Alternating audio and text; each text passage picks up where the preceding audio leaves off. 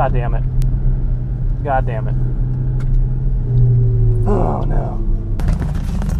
I just crashed my car. That's not cool.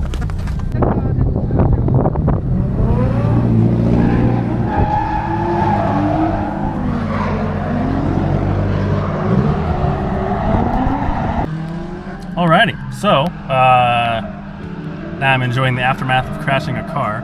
I've never done this before. I've never crashed a car like into like a hard barrier. I've done like plastic barriers and little, like curbs and stuff, but I've never crunched a car like trunk lid. So it's not that bad.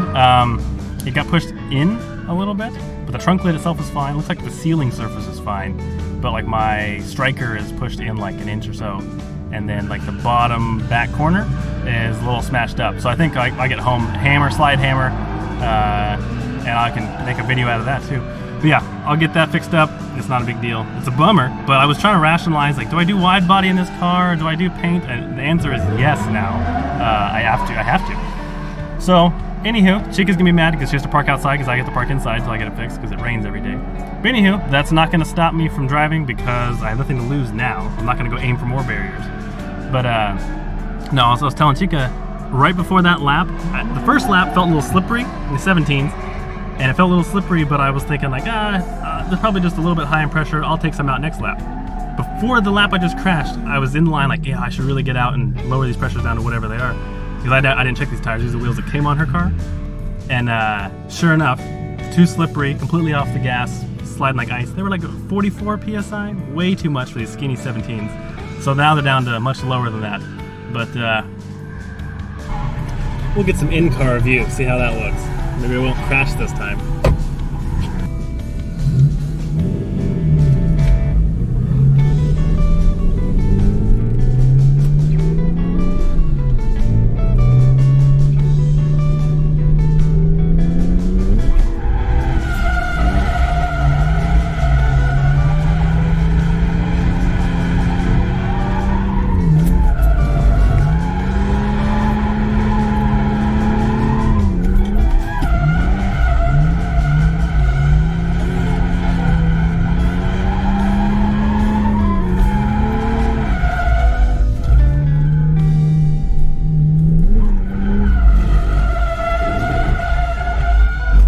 No, I just spin out a bunch.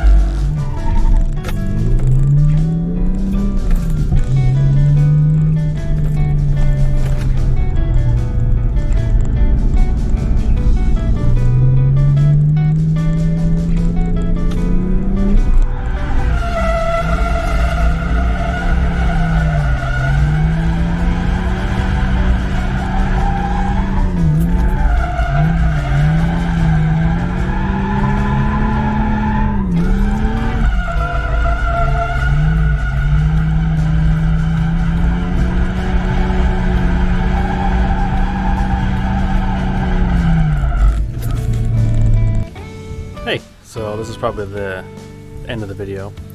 Made it back home. I did a bunch more driving after the crash, but my friend texted me and said that my parts came in for Chica's car, the MAF and the TPS sensor that I'm trying to fix it with.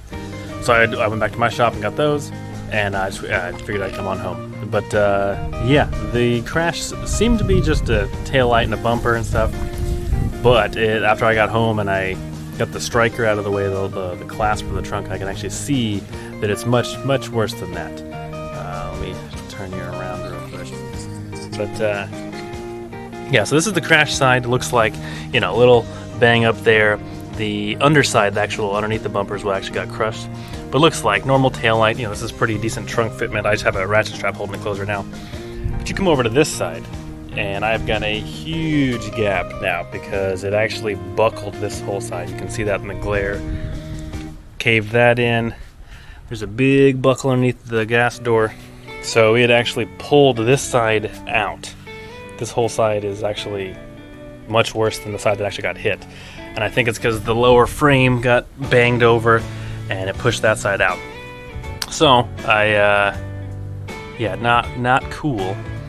I'm not real sure what to do at this point. I'll probably try to, my next day off, I'll probably try to cut this side and relieve the strain, and then try to ratchet strap and hammer and try to get this side pulled back over as best I can so I can get my trunk lined up, because the trunk lid itself is fine, the main part of the body is fine, it's just this side's kicked out and the middle is off center on for the latch. So I'll probably have to try to readjust that, probably just try to get this pulled over, and I might just re-drill new holes and make the latch work again. But so that really sucks, because this is kind of an obscure car. Not expensive, just hard to get a hold of another one. Chica, her first thing that she said was just to put it in the Mark II. Just put the 2J in the Mark II, and then that might happen. I don't know. We'll get there. It is factory 5-speed, so it'd be easy to get the coning on it. But yeah, I don't know. This was still a really fun drift day, despite the wrecking my car. But hey, that's part of drifting, you know. I tell everyone, hold on, there's a scooter going by or something. Oh my goodness.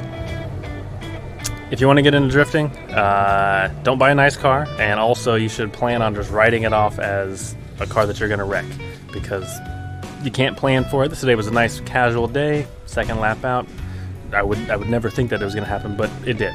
And so yeah, don't buy a $20,000 car and take it to the track for a casual day, because you're probably going to boink it up somehow.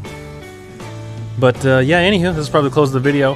Thanks for tuning in. I got some good driving in today. I was spun out a couple times, but I was still pleased with how the car performed even after the crash. And yeah, hopefully I'm fixing it here in the next couple days, and we get it back. And I'll probably just keep it. I'll probably just get some taillights from a friend, and maybe I'll go wide body on it and steal the wheels off the Mark II. Who knows? Anywho, stay tuned, and I'll get back to more of hopefully not crashing my car again. So see you again. Thanks. Bye.